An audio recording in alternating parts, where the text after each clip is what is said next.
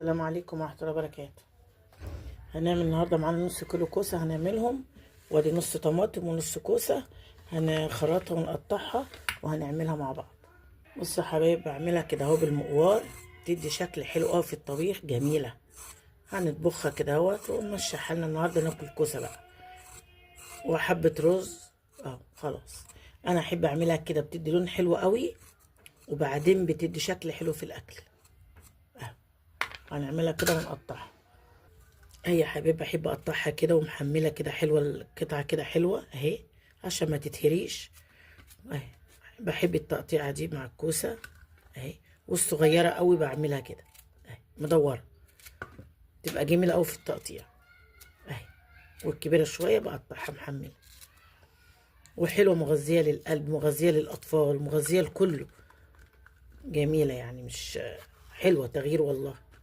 وجنب شويه رز حلوه للاطفال وللكبار، تغيير عن الطبيخ. قطعتها طبعا، كنت غسلاها بالمقطع وبرضه هغسلها تاني، وهنعمل الطماطم ونوريها لكم اهو يا حبايبي. علقنا على البصلايه حته سمنه وحبه زيت اهيت وهنعملها. بحط مع البصلايه حبه توم مفرومين كتار عشان بيديها طعم حلو اهو. بعملها بتوم وبصل حلو قوي. البصل لو قليل والتوم كتير بيبقى برضه طعمها حلو قوي. تقلبتين كده التومه ريحتها تطلع اهو، واحط قرن فلفل احمر وقرن فلفل اخضر، بيبقوا حلو قوي مع البصلايه وبيدي طعم حلو وريحه حلوه قوي للكوسه. عندنا حبه شوربه هنحطهم عليها وخلاص، مش لازم لحمه ولا فراخ ولا اي حاجه، حبه شوربه هنا نعملهم عليها وبس اهي يا جماعه. حلو اللون قوي كده دوت اهو، ولا متحمره قوي ولا معموله قوي اهي، اللون ده كده حلو قوي. هنحط الطماطم بقى اهو يا حبيبي، التوابل بتاعتها واهو كمون، هي بتحب الكمون طبعا، وفلفل وحبه سكر تعادل الحموضه، وكزبره والسبع بهارات اهو. هنحطهم كده اهو. يا العمون الكوسه بتحب الكمون، وعايزين تحطوا مرق دجاج ماشي، مش مشكله برضو اللي يحب يعني، هي بتبقى حلوه برضو مرق دجاج وباي حاجه اهي. انا عندي شوربه مرق من غير مرق دجاج عادي، كانت عندي بتاعت فراخ، هحطها عليها ما تتسبك. وهنحط الملح اهو معاكم اهو. الكايه بتاعتي بقى اللي هي توم ني، بيبقى مع الصلصه حلوه قوي، غير اللي هو متحمر، دي بتبقى نيه بتدي ريحه وطعم جميل قوي اهي يا حبايبي. السبيكه اهي، هنحط الكوسه بقى فيها اهي، حلوه بقت كده تسبيكتها حلوه. هنسقط الكوسه معاكم نشوف اهي يا حبايبي.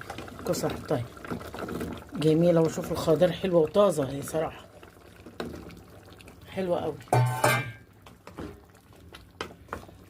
هتستوي بقى وتتسبك ونعمل جنبها شويه رز وهنشوفها مع بعض اهي.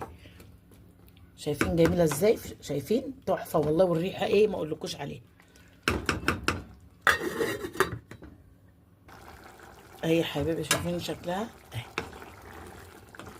حلوه قوي. لما تخلص هنشوفها مع بعض. ونزيدها شويه شوربه، هنزيدها شويه ميه عشان الشوربه لما بتتحط على الطماطم بتبقى مكلحه، خلي الطماطم مش حمرا.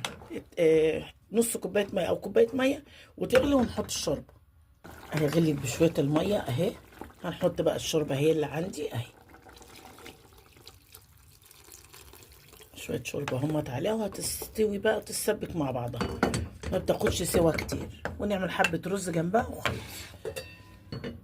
حبايبي الكوسه خلصت اهيت اهي، شايفين جنبها شويه رز، وادي الكوسه جميله قوي اهي، بقت زي الزبده اهي، زي الزبده الواحد يتك على اهي، جميله اهي. بصوا اهي جميله اهي زي الزبده، حلوه قوي وجميله، وطعمها وريحتها حلوه قوي اهي، جميله قوي اهي زي الزبده، طريه قوي قوي زي الفل. الف هنا وشفا. ادي الكوسه وسهله وطريقه جميله وشكلها حلو ازاي. صلوا على النبي يا جماعه، واشوفكم في فيديو جديد.